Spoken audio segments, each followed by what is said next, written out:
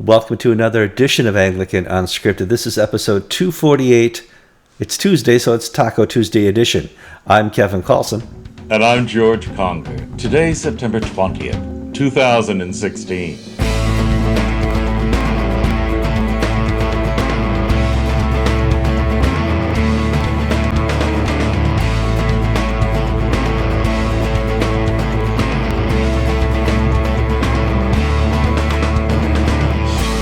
George and I often talk about our families because they're a really interesting part of our lives, and God gave them to us for a purpose. And George and I, during the pre-show, George was looking at his email and says, well, look, the bill's bigger, and you had to call your insurance company and ask why you got a bigger bill this month, George. Yes, I'm on the monthly debit plan for my auto insurance, and it's been the same rate for years and years. And all of a sudden, it's $60 more this month. Well, I called up out of outrage.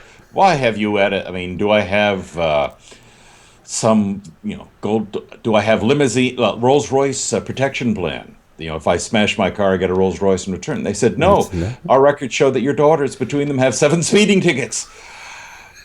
So you're no longer in our safe and preferred drivers category. You're in our extreme risk category.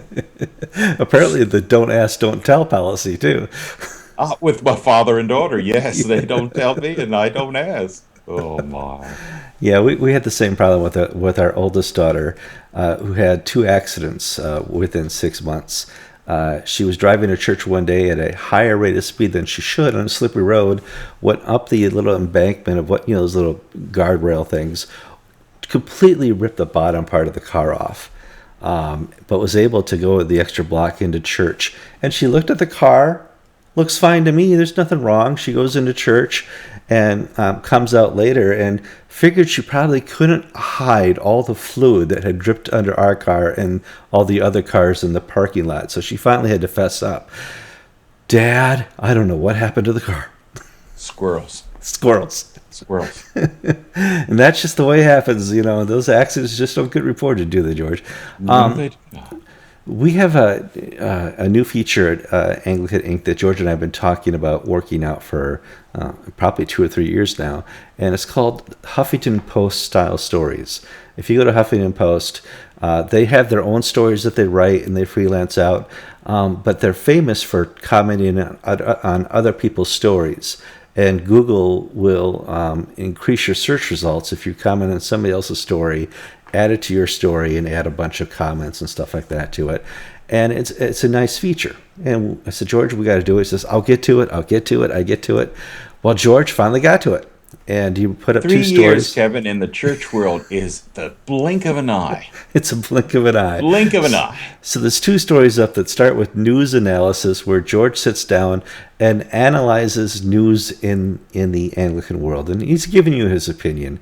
And you watch the show for his opinion. Maybe you'll go to Anglican Inc. for his opinion, too. You talked about the new library. There's going to be a new library at Lambeth.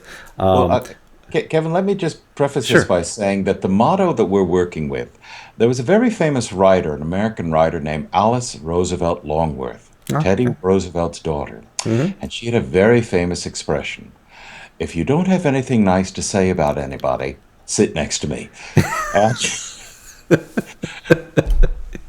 And that is sort of the approach we're taking. Malicious, unkind, unchristian gossip, a la the Huffington Post, but in a churchy venue. I have been trained, I have been reared in a style of writing that tries at all times to be fair and balanced and achieve neutrality. And some people may think I shade things here and there, but I seek to lay out both sides of the story. Modern day journalism, opinion journalism, gonzo journalism is not concerned with any of that. Huffington Post journalism is not the same as the other Anglican Inc. stories. That's why we have a prominent news analysis. Don't be offended. Don't be offended. This is just what I think. And if you have something bad to say about somebody, send me an email. Yeah, of course, yes. But it's not got you journalism in any way, shape, or form. So that's the intro to news analysis by George Conger, and you put up a piece about the coming Lambeth Library. They need one. no doubt about it. You also put up a piece about what I want to call the Wexit. Somebody's calling for the exit of Justin Welby, who happened to lead the Brexit when England left the UK. So, UK, they didn't leave the UK, the European Union. George, tell me about the second story. Well, Nigel Farage is a prominent libertarian. And I use that word because if I say conservative, that means something in America and it means something in England, and it doesn't really describe the man. Well, in England, they call him conservative. Here, if you looked at his policies, he's a no government, no frills type guy. Yes. And he was one of the leaders of the Brexit movement, and he led the UKIP, UK Independence Party. Now, he's stepping down to return to private life in part, and he had a final farewell TV interview. Now, in June, Justin Welby savaged Farage, calling him a racist and a xenophobe because Farage opposed. He wanted to get Britain out of the EU because of, from some, one of the issues was the immigration, having people move to Britain who were not of Christian European culture, changing the demographics of the country, changing the culture of the country. And Justin Welby thought this was racist and xenophobic and Islamophobic. Now, in Nigel's defense, Britain has changed a lot in the last dozen years. Yes. I talk to bishops in Britain all the time, and they're like, I drive through communities I used to drive through, and they're no longer white European communities. They're Muslim enclaves. They don't describe violence, but they said, England has changed. There's no question about it. And it's not so much the white issue. Michael Nazarali, who is of Pakistani origin, speaks of no-go areas in British cities, for example, where the police or Christians or just secular British people cannot go because of the control of Muslim Sharia extremist Islamist types. So that's not the point of the story, but Farage is not making something up. It's an issue, even though the great and the good don't want to talk about it. Okay, so now comes Farage's farewell interview. And the television reporter says, well, what do you think of Justin Welby calling you a racist, blah, blah, blah. Farage responds, Justin Welby, if he's not going to stand up for Britain's Christian heritage and British Christian beliefs, he should leave office. He should go like I am going. And that was our first. Now, why is that a Huffington Post type story? Well, it was an exclusive to Sky News. So either we could just rewrite what Sky News said, or we could take the Sky News piece and put it into a wider context with a little sort of spin of our own thinking. And so I frankly don't care, nor I have any qualifications to talk about British politics domestically. And this Or is immigration. and this is a hint for some of our British Facebook friends. Yeah. Your arguments about Donald Trump and Hillary Clinton just don't fly with Americans because you're foreigners. You're not from here. But one of the things that I came away with seeing this Sky News story, was that Nigel Farage seems to have joined the GAFCON Primates Council. Yes, he does. I wonder if he's now going to be the leader of GAFCON UK.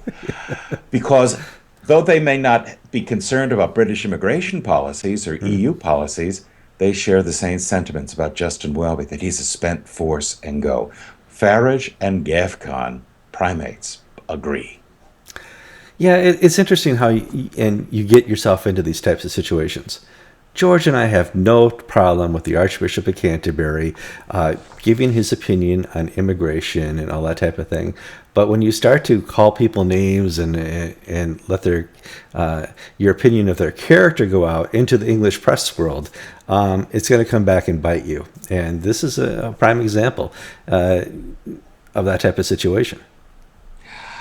And where I see the connection is that there's a disappointment with Justin Welby from the GAFCON and Global South Primates.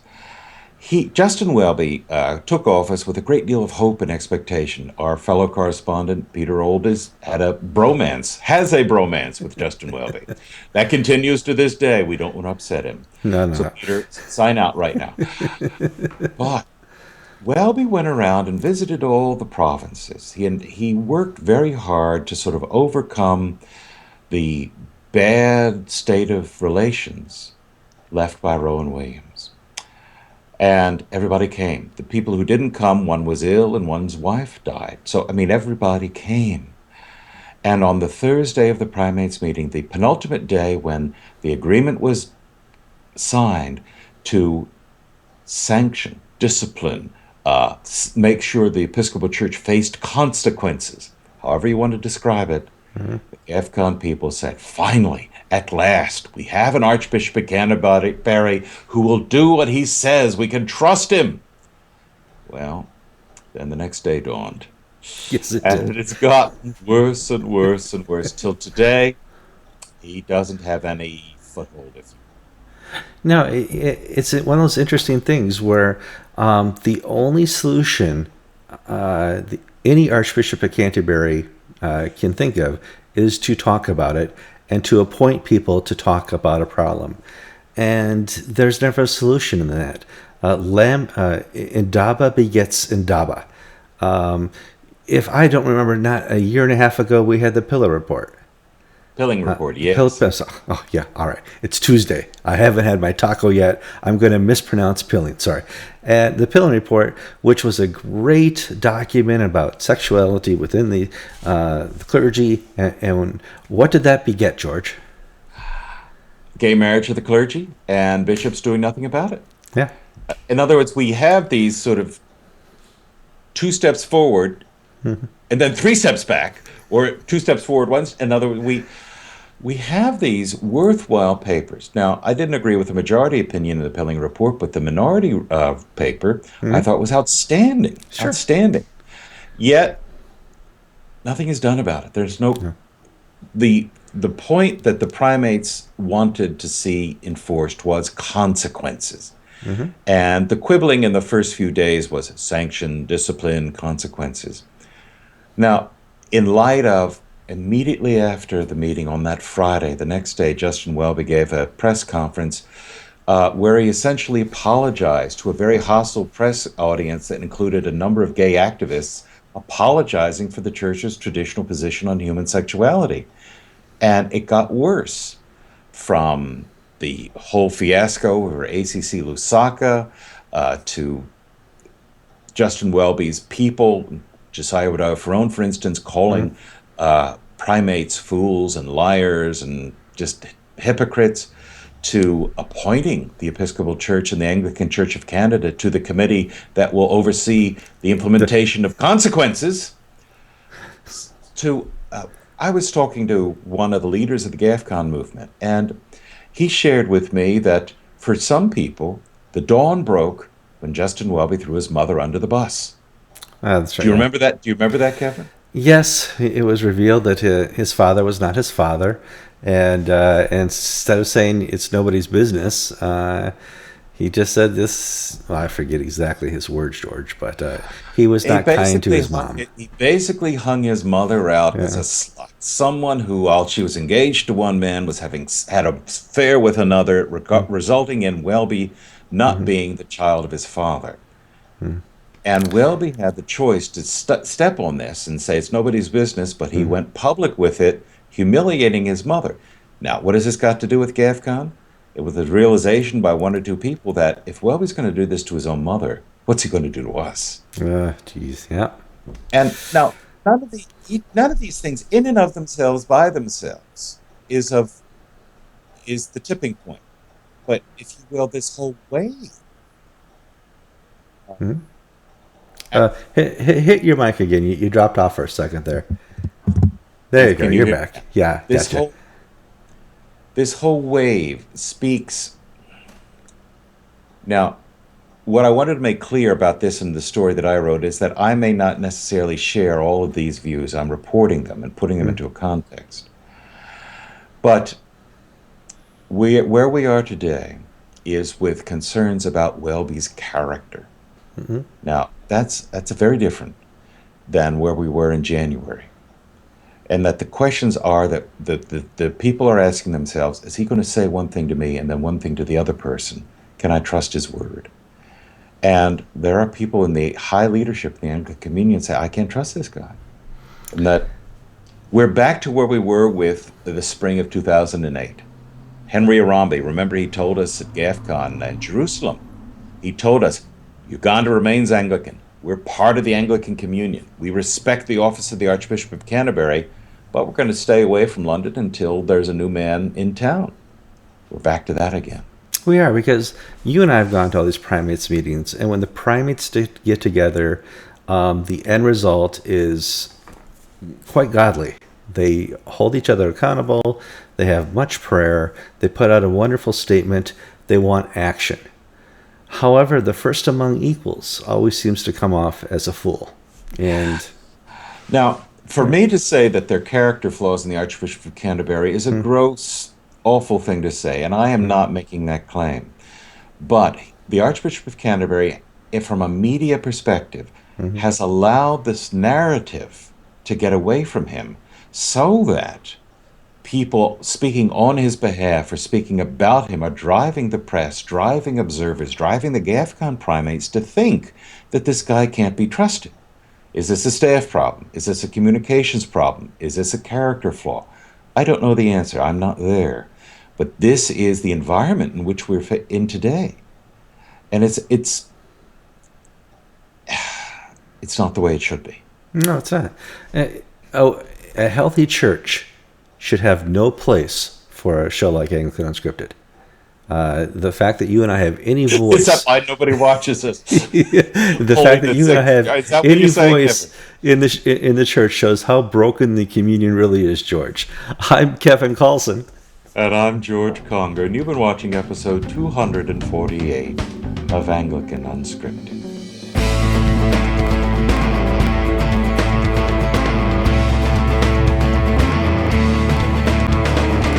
Right. Monthly direct debit, and I get statement debit. And I noticed that all of a sudden it's $60 more a month. That is so weird. The rates nowadays just crazy. It can't be your kids. So I called and I said, why? It's my rate going up. There's been no change in coverage or anything. And the helpful operator said, well, let me pull it up. Well, we show your daughter, who is a driver on your account, as having had 3 speeding tickets, and your daughter has had 4 speeding tickets. And once you go over a certain number of speeding tickets, you get 7. moved into, I think, 6. Once you hit number 7. So, and I said, well, is there anything I can do? And they said, well, if they had done this driver's school, and Yeah. the thing is, they don't tell me when they get speeding tickets. Yeah, no, I know the secrecy of an accident. Yeah. And so, I mean, I've always said, tell me, and I'll pay for it and figure out what to do. Just don't be afraid that Daddy's going to get mad. Daddy's going to get mad when USAA jacks his rates up for the end of time. Yeah. Well, if you 60 times 12, yeah, it amazingly adds up. The only reason we know that Victoria had accidents is, one, the car was destroyed and she couldn't hide it, and 2, at the Thomaston Library, she backed into one of these parking lot beams, huge steel beam, and it's knocked all the way over one of those big, huge I-beams. But in doing that, she punctured the trunk, and the trunk wouldn't shut. And so Jill's one day put her laptop in the trunk and was like, trying to do CPR in the trunk. It's not going down. It's not going down. Finally, I go to Victoria, what happened here? And I don't know. So I think Michaela kind of fessed up and said, well, I think she bumped into a beam at the library. And we drive down there. This 90-degree angle beam bumped. It looks like it saved you from going over the edge.